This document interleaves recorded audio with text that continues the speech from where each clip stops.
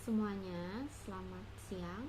Perkenalkan, nama saya Anastasia Angelina, NIM 2110417565, kelas A2 pagi, manajemen pemasaran.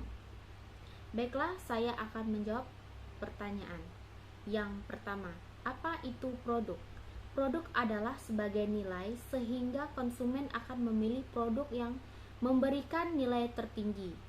Yang kedua, apa yang dimaksud dengan strategi produk? Strategi produk atau produk strategi adalah rencana yang mengidentifikasi maksud dan tujuan suatu produk, kemudian menjelaskan visi untuk mencapai tujuan tersebut. Yang ketiga, apa yang dimaksud dengan produk baru? Adalah produk yang menciptakan pasar yang sama sekali baru. Yang keempat, apa yang dimaksud dengan lini produk baru? Adalah serangkaian produk yang satu sama lain saling berkaitan. Masing-masing produk dimaksudkan untuk melayani jenis pelanggan yang berbeda. Yang kelima, sebutkan dan jelaskan penggolongan produk. Berdasarkan wujudnya, produk diklasifikasikan menjadi dua, yaitu barang dan jasa.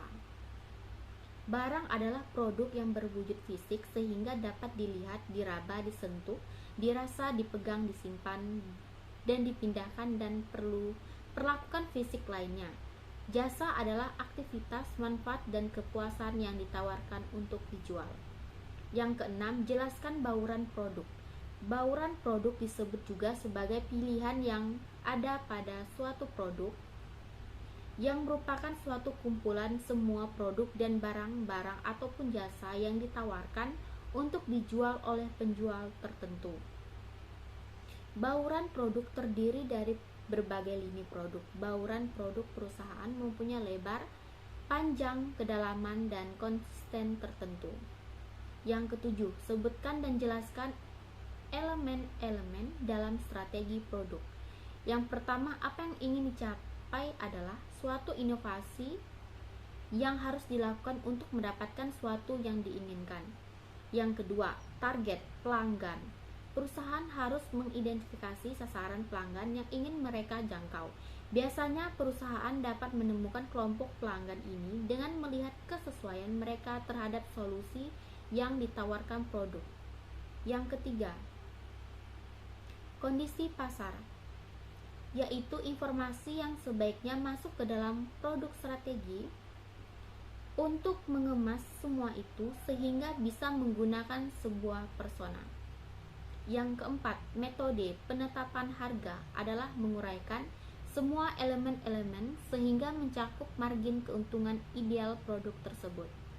Yang kelima, tujuan teknis merupakan sebuah metrik dengan target angka dan durasi tertentu.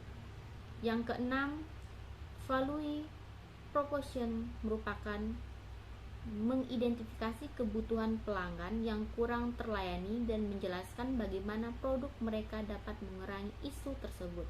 Yang ketujuh, timeline merupakan produk strategi akan menjadi lebih efektif ketika ia memiliki garis waktu terkait jadwal pelaksanaan inisiatif baru dan mencapai tujuan bisnis.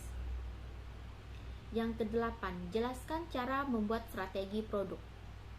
Yang pertama, perlu kamu lakukan saat membuat produk strategi adalah: langkah pertama, mengidentifikasi target pelanggan perusahaan. Langkah kedua yang harus kamu lakukan saat membuat strategi produk adalah menentukan visi dari produk perusahaan. Langkah ketiga, fokus pada nilai dan solusi produk. Langkah keempat, siapkan prinsip desain produk. Langkah kelima, tentukan metrik kesuksesan. 9. Mengapa kamu harus mempunyai strategi produk? Yaitu, pertama, menawarkan penjelasan. Dengan ini bisa jadi wadah komunikasi antar tim.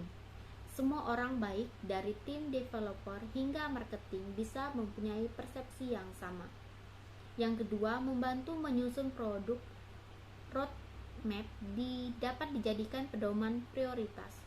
Yang ketiga, membantu pengambilan keputusan akan kembali mengingat tujuan utama sebuah produk diciptakan. Dengan begitu, kamu tahu perlu merasa bingung lagi. Keempat, memprioritaskan sumber daya. Yang kelima, menjadi tolak ukur kesuksesan produk. Nomor 10. Apa saja bentuk-bentuk produk strategi yang dapat digunakan oleh perusahaan? Yang pertama, position. Yang kedua, tumpang tindih. Yang ketiga, produk baru. Keempat, desain produk. Dan 5, eliminasi dan diferensiasi.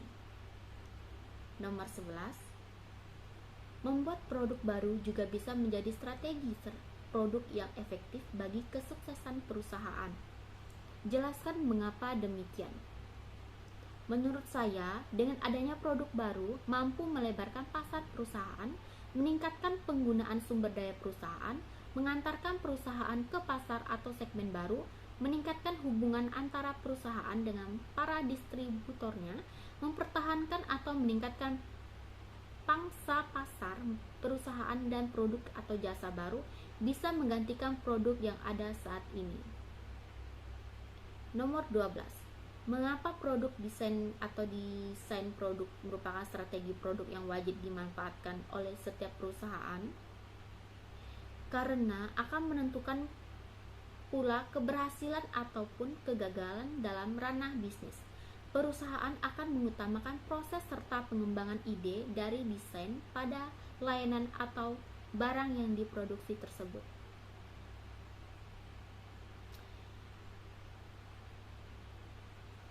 Baiklah, saya akan menjawab pertanyaan dari ketiga video di atas.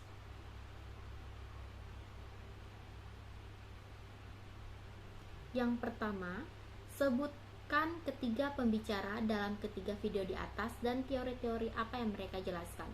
3 nama pembicara yaitu Dhani Indraji. Teori yang dipakainya yaitu strategi produk, manajemen produk, dan produk industri. Pembicaraan yang kedua yaitu Beni Ada Akbari, yaitu teori yang dipakainya adalah arti dari customer value, cara mengukur faktor yang mempengaruhi dan mengembangkan customer value. Pembicaraan ketiga adalah Dr. Teti Herawati SPMSI. Teori yang dipakainya yaitu kebijakan dan strategi produk. Yang kedua, jelaskan apa-apa saja yang dijelaskan oleh ketiga pembicara dalam 3 video di atas. Dalam menjalankan suatu bisnis adalah menciptakan produk terbaik dan sudah menjadi nilai, sehingga memuaskan para konsumen juga tidak kalah pentingnya. Dalam penerapan konsep customer value yang baik juga akan memudahkan kita dalam menjalankan bisnis, mulai dari menentukan harga yang sesuai dengan manfaat produk atau layanan yang kita tawarkan sampai memenangi persaingan dengan kompetitor bisnis kita. Yang ketiga, apa yang dapat saudara pelajari dari ketiga pembicara di ketiga video tersebut? Yang pertama, strategi produk memiliki strategi pemasaran, maka perusahaan akan siap bersaing dan memasarkan produk di pasaran dengan hasil yang maksimal. Wajib selalu berinovasi dengan mengembangkan customer value yang menarik dan cocok seiring perkembangan zaman. Dengan adanya ini, maka target pasar penjualan produk akan mudah dicapai.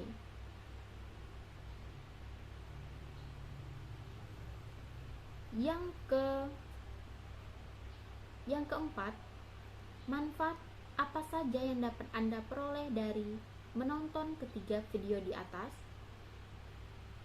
Yaitu ketika kita akan membuat produk baru, di dalam usaha tersebut kita harus memperhatikan semuanya berdasarkan kemampuan produk, melakukan fungsi dan ekspresi diri untuk memulai hubungan komunikasi kepada konsumen. Setelah itu kita akan memahami dan mengenal customer value sehingga kita dapat memanfaatkan yang sesuai dengan kebutuhan konsumen dan harga yang sesuai untuk mereka. Baiklah, itu jawaban dari saya. Saya ucapkan terima kasih.